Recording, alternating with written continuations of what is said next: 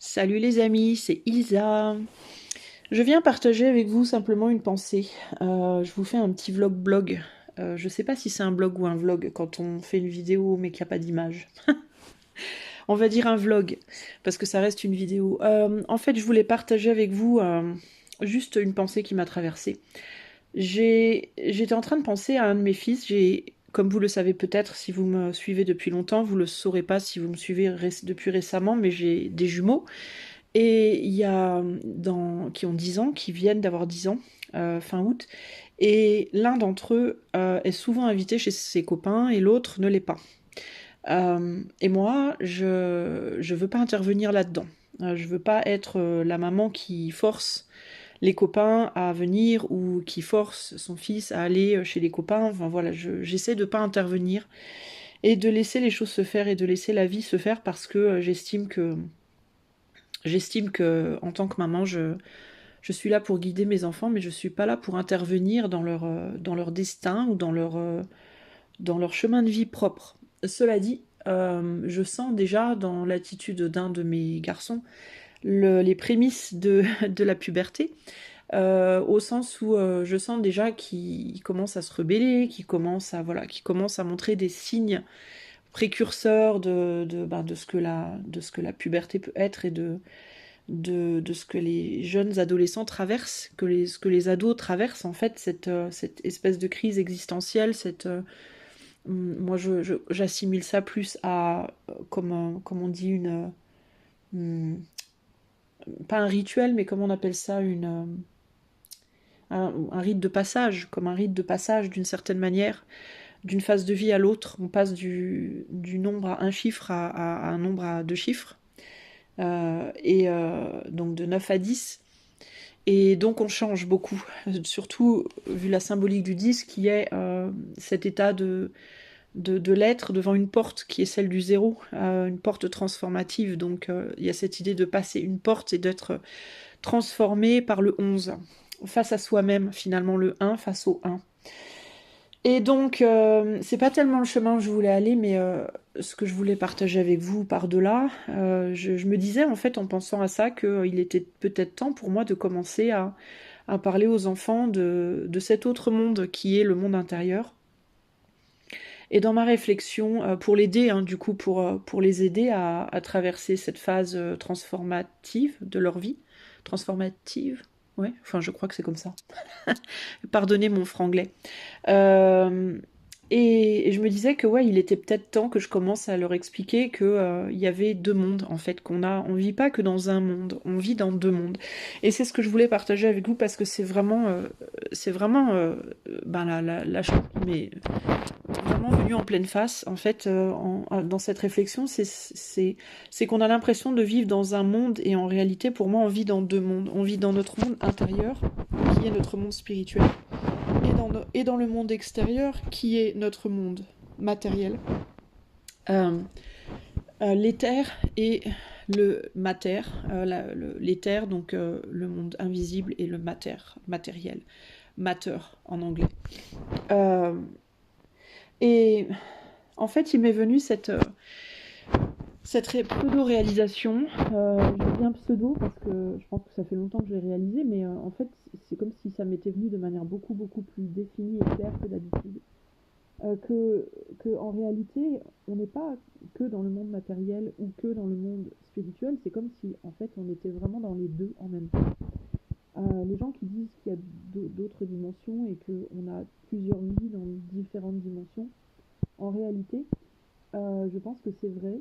Je pense qu'il y en a au moins deux que en tout cas moi je vois. C'est vraiment cette dimension dans laquelle on est présentement et dans laquelle on se voit vivre, et cette dimension dans laquelle on évolue uniquement sur le plan du mental, qui est du coup la dimension spirituelle, et dans laquelle on rêve finalement ce qu'on appelle le rêve, cette dimension où on imagine sa vie parfaite, là où on aimerait vivre, avec qui on aimerait être, ce qu'on aimerait faire, etc. etc.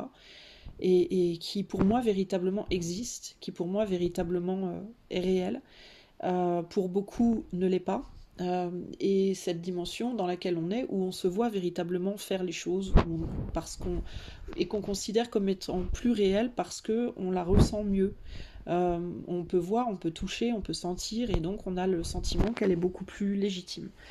Néanmoins, j'ai vraiment le sentiment qu'on vit dans ces deux mondes parallèlement et au même moment, mais que ce que l'on fait dans un monde impacte beaucoup ce que l'on fait dans l'autre. Par exemple, si l'on a cette tendance à beaucoup être dans l'éther, donc dans les rêves, on va avoir peut-être tendance à trouver un monde là qui est agréable, une sorte de refuge, et elle va impacter notre vie matérielle, c'est-à-dire notre vie de tous les jours, celle dans laquelle on se projette, qui au final se verra peut-être moins agréable, parce qu'on passera plus de temps dans l'autre monde à peaufiner des choses pour qu'il soit agréable, et c'est comme si ça se répercutait sur l'autre.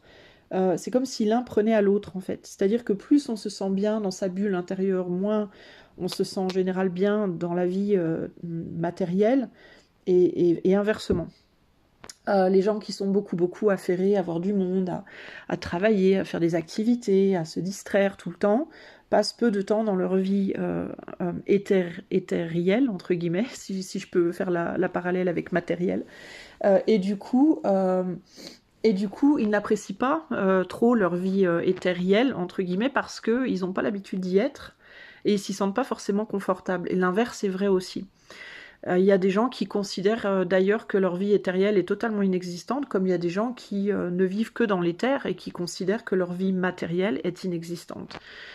Et je pense que ce jeu, entre guillemets, de vie que l'on traverse, c'est comme marcher sur un fil, où il faut perpétuellement garder l'équilibre entre les deux mondes. Je pense que les gens, finalement, qui traversent cette vie avec le plus de confort sont probablement ceux qui arrivent à avoir une vie équilibrée entre l'éther et le matter, la vie matérielle et la vie intérieure.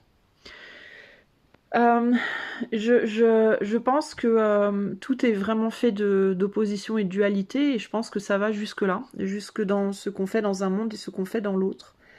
En général, quand on est trop occupé à rêver les choses, on a du mal à les matérialiser. De la même manière que quand on est trop occupé à matérialiser des choses, on a du mal à rêver. Je pense qu'il est important, probablement, je dis bien probablement, parce que là je fais que partager avec vous mes pensées, mais je ne déclare aucune vérité, hein. Je ne suis pas en train de vous dire que j'ai la réponse à tout et que j'ai compris les secrets de l'univers, loin de là. Mais je dis probablement parce que juste je partage avec vous. D'ailleurs, n'hésitez pas à me faire des retours dans les commentaires si vous avez envie d'échanger aussi. Mais je pense que quand on n'arrive pas, dans cette vie par exemple, à manifester l'amour, à manifester l'argent, à manifester un travail qu'on aimerait, à manifester la vie idéale, c'est probablement parce qu'on la manifeste peut-être trop à l'intérieur. Si vous êtes par exemple des gens qui êtes très autosuffisants, qui vous suffisent à vous-même, qui êtes très confortable avec votre solitude, avec justement ce petit jardin secret à l'intérieur de vous, ça va peut-être être plus compliqué pour vous de trouver l'amour dans votre vie matérielle. De la même manière, si vous trouvez l'amour dans votre vie matérielle, matérialisée, ça peut être beaucoup plus compliqué pour vous du coup de vous connecter à vous-même dans votre intériorité. Si vous travaillez beaucoup votre spiritualité, si vous êtes si vous travaillez comme cartomancien, médium, si vous travaillez les énergies, etc., ça va être beaucoup plus difficile de trouver un métier, on va dire, normal, entre guillemets, je mets bien des guillemets, dans la matière. Parce que c'est pas du tout la même chose, et parce que vous mettez votre énergie d'un côté d'une manière tellement puissante que ça va être difficile de trouver l'énergie de la mettre de l'autre côté. Voilà, c'est un jeu d'équilibriste en fait. J'ai l'impression que cette vie, c'est vraiment un jeu d'équilibriste entre ne délaisser aucun côté, mais ne pas non plus favoriser un côté versus l'autre, ou alors en subir les conséquences et en assumer les conséquences. Voilà, en mode, vous pouvez choisir par exemple d'être vraiment projeté dans votre vie matérielle au détriment total de votre vie spirituelle, mais il faut pouvoir assumer ces moments de vide existentiel qui viennent à vous si c'est le choix que vous faites. De la même manière, là je parle de vide intérieur, de la même manière que si vous décidez de favoriser votre vie intérieure, donc plus spirituelle, il va vous falloir assumer ce vide matériel qui viendra en conséquence. De la même manière également, si vous décidez de prendre le chemin du milieu, c'est-à-dire d'avoir une vie où il y a un petit peu de matière, un petit peu d'éther, il va falloir peut-être assumer du coup là un manque d'intensité. C'est-à-dire que certains moments, vous pouvez avoir le sentiment que votre vie, elle est certes équilibrée, mais qu'elle manque peut-être un peu d'intensité. Pourquoi? Parce que vous êtes sur le fil du milieu, et que sur le fil du milieu, le fil du milieu, c'est ni le haut ni le bas, c'est le milieu, c'est la ligne plate de la mort, entre guillemets. Sur une ligne de cœur, par exemple, c'est en haut et en bas, en haut et en bas, en haut et en bas. Et la ligne du milieu, c'est la ligne où on vit pas. Alors ça veut pas dire que vous vivez pas si vous arrivez à garder un équilibre, ça veut simplement dire que vous devez du coup, que vous arrivez du coup à une forme de paix intérieure, parce que vous avez trouvé cet équilibre dans votre vie, mais que du coup ça peut manquer de passion. Ok, de la même manière que si vous allez plus d'un côté ou plus de l'autre de manière plus passionnée, vous allez manquer de paix. En gros, ce que j'essaye de dire, c'est que quel que soit le choix qu'on fasse, il y a toujours quelque chose qui va manquer. Et que je pense que la véritable paix que l'on peut trouver, c'est quand on sait ce que notre âme cherche et que l'on est capable de faire ce choix. C'est un peu comme un mariage. Quand on se marie avec quelqu'un, on le fait théoriquement, en conscience et en connaissance de cause. Et le mariage, c'est se dédier à une personne au détriment de toutes les autres. C'est être capable de se dire à un moment donné, je sais que je vais devoir faire l'impasse sur les autres personnes et j'accepte ce sacrifice. Donc il y a toujours une forme de sacrifice à faire et je pense que dans la manière dont on vit sa vie, entre l'éther et la terre, il y a aussi toujours des sacrifices à faire, peu importe le choix qui est fait. En gros, il n'y a pas vraiment de perfection, il n'y a pas de vie parfaite, il n'y a pas de solution parfaite. Il y a juste des choix et des sacrifices à faire. Je pense que les personnes qui sont les plus heureuses sont les personnes qui trouvent le bon sacrifice qui correspond, enfin le sacrifice qui va le mieux correspondre à la vérité de leur être. Du coup, pour moi, ça commence peut-être par se connaître bien, savoir vraiment qui l'on est, comment on fonctionne, et ce qui va du coup correspondre le mieux à son caractère propre. De la même manière, pour guider ses enfants, du coup, j'en reviens à ça, ça peut être peut-être la même chose. Bien connaître ses enfants pour les aider et les guider sur le chemin qui semble être pour eux probablement le plus équilibré, en sachant qu'il y aura toujours des sacrifices à faire. Voilà, je voulais juste partager ça avec vous. Je pense que c'était important parce que je pense que ça rejoint un peu d'une certaine manière, peut-être de manière indirecte, mais la vidéo que j'ai mis en ligne cet après-midi. Et par rapport au fait de se valoriser, quand on se connaît bien, c'est beaucoup plus facile de se valoriser que quand on se connaît pas.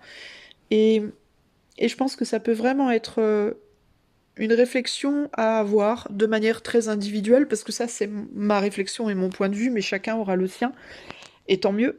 Mais je pense que ça peut aider peut-être à traverser la période très très complexe qu'on est en train de traverser en ce moment. Voilà les amis, moi je voulais juste vous dire ça, à bon entendeur, je sais pas. Dites-moi ce que vous en pensez si vous le voulez. N'hésitez pas à partager si vous pensez que ça peut résonner pour quelqu'un. Et puis moi je vous retrouve prochainement pour de nouvelles aventures. Ciao ciao.